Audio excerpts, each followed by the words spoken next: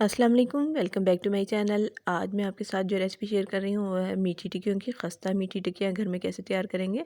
घर में मीठी टिक्कियाँ तैयार करते हैं तो कई दफ़ा वो बिखरना शुरू हो जाती हैं, तो ऐसी कौन सी परफेक्ट रेसिपी है जिससे हम इसको तैयार करेंगे। तो आपने रेसिपी को एंड तक देखना है। चलें शुरू करते हैं। इसके लिए सबसे पहले मैंने बाउल में गर्म दूध शामिल कर दिया। 100 ml ये दूध है और 1 कप जिसको कहेंगे चीनी भी इसमें 1 कप शामिल कर दी है और 3 टेबलस्पून इसमें मैंने मेल्टेड घी के शामिल कर दिया है। ऑयल इसमें नहीं जाएगा। सब चीज़ों को अच्छे से मिक्स कर लें। इतना मिक्स करना है कि चीनी इसमें डिज़ोल्व हो जाए। दूध गर्म होने की वजह से चीनी हम इसमें आसानी से डिज़ोल्व कर सकते हैं। अब इसमें सूजी शामिल कर दी है मैंने 1/4 कप और सूजी को भी इसमें मिक्स कर लेंगे। पहले सूजी शामिल करने का मकसद ये है कि सूजी को सेटल होने में थोड़ा सा टाइम लगता है, तो थोड़ी सी फूल जाएगी सूजी इसमें ना।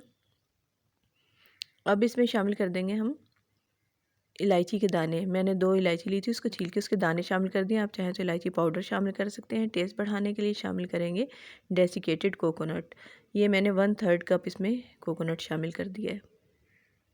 बिल्कुल परफेक्ट मेजरमेंट के साथ ये रेसिपी है। आप जब भी बनाएंगे कभी भी ख़राब नहीं होंगी। 2 कप मैंने मैदे के शामिल कर दिए हैं।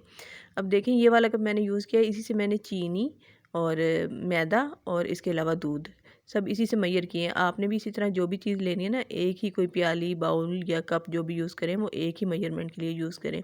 पहले मैंने चम्मच से इसको मिक्स कर लिया। अब इसको मैं हाथ से अच्छी तरह मिक्स कर लूँगी और इसको मैं गूँध लूँगी। इसकी हमने एक डो तैयार कर लेनी है। अच्छा, इसको गूँथते हुए हमने ध्यान ये करना है कि हमने इसकी मतलब मीडियम सॉफ्ट रखनी है। ना तो बहुत ज़्यादा ये नरम होनी चाहिए और ना ही बहुत ज़्यादा हार्ड होनी चाहिए। इस तरह से हम इसको गूँध लेंगे। अगर ये ज़्यादा मतलब नरम होगी तो भी आपको मुश्किल होगी इसको बेलने में और इसको मतलब शेप देने में। और अगर ये अभी से आप सख्त गूँधेंगे तो अब इसको हम जब रेस्ट देंगे तो सूजी फूलती है और फिर ये इतनी हार्ड हो जाएगी कि आपसे बेलना मुश्किल हो जाएगा। इसलिए मीडियम सॉफ्ट हम इसको रखेंगे। यानी जैसे कि हम घर में आटा गूँथते हैं ना, उससे थोड़ा सा मतलब सख्त हो। तो ये डो हमारी रेडी हो चुकी है। अब इसको कवर करके मैं रख दूँगी 15 से 20 मिनट के लिए रेस्ट के लिए, ताकि सूजी अच्छे से हमारी फूल जाए। अब देखिए 15 से 20 मिनट हो गए हैं। अब इसको 2 हिस्सों में मैंने डिवाइड कर लिया। 2 पेड़े बना लिए इसके। तो इसी तरह हम इसको बेल लेंगे। ये पॉलीथीन का मैंने बैग लेके उसको ओपन कर लिया है और उसमें इसको रख के मैं इस तरह से बेल लूँगी। इस तरह आसानी से ये चिपकेगी भी नहीं और हैंडल करना बहुत आसान हो जाएगी। तो जो भी बिगनर्स हैं वो इस तरह से करें तो बहुत ईजीली बना सकते हैं। तो इसको हम रोल आउट कर लेंगे इस तरह से, क्योंकि पॉलीथीन है इसलिए थोड़ा थोड़ा स्लिप हो रहा है, लेकिन हम इसको ऐसे रोल आउट करेंगे तो बहुत अच्छे से ये बेल लेंगे। हम इसको मीडियम इसकी थिकनेस से हम रखेंगे और इसको अब हम किसी भी कटर से, मेरे पास ये पैटीज़ कटर है, मैं उससे काट रही हूँ। आप कोई ढक्कन वगैरह कुछ भी ले सकते हैं। तो इस तरह से हम इसको कट कर लेंगे, इसके राउंड्स मीठी टिक्कियाँ बना लेंगे।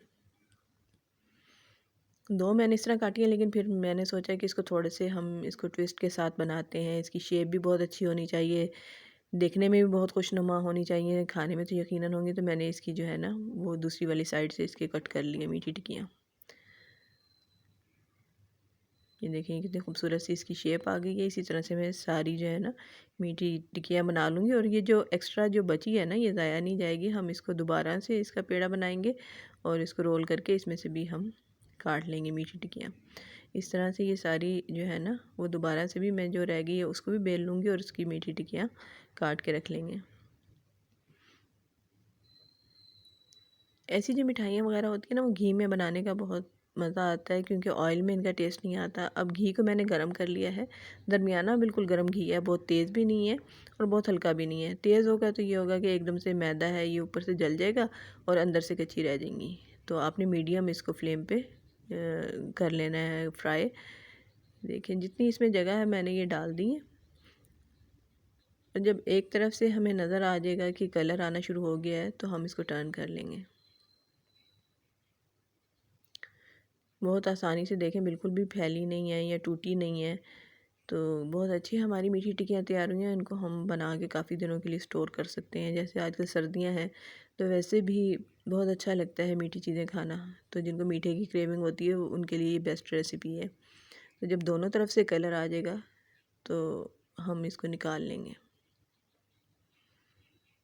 हमने इसको मतलब बहुत ज़्यादा डार्क कलर नहीं देना, क्योंकि ये मीठी टिक्कियों को जब हम रखते हैं ठंडी होने के बाद वो थोड़ी सी डार्क वैसे भी हो जाती हैं। अगर पहले से हम इसको डार्क कर लेंगे तो फिर वो ब्लैकिश सी हो जाएंगी और वो देखने में अच्छी नहीं लगती। ये देखिए इस तरह से हम इसको किसी स्ट्रेनर वगैरह पे निकाल लेंगे। मज़ेदार सी हमारी मीठी टिक्कियाँ खुशनुमा और खुश जायका तैयार हुई हैं। तो हम इसको स्ट्रेनर पे निकाल लेंगे और एक्सेस इसका जो घी है वो ड्रेन कर लेंगे। इसी तरह हम बाकी की सारी मीठी टिक्कियों को भी फ्राई कर लेंगे। अगर आप भी मेजरमेंट का इसी तरह ख्याल रखेंगे तो कभी भी आपकी मीठी टिक्कियाँ ख़राब नहीं होंगी। तो हमारी सारी मीठी टिक्कियाँ रेडी हो गई हैं। आप इनको बहुत दिनों के लिए एयर टाइट जार में स्टोर कर सकते हैं। Thanks for watching.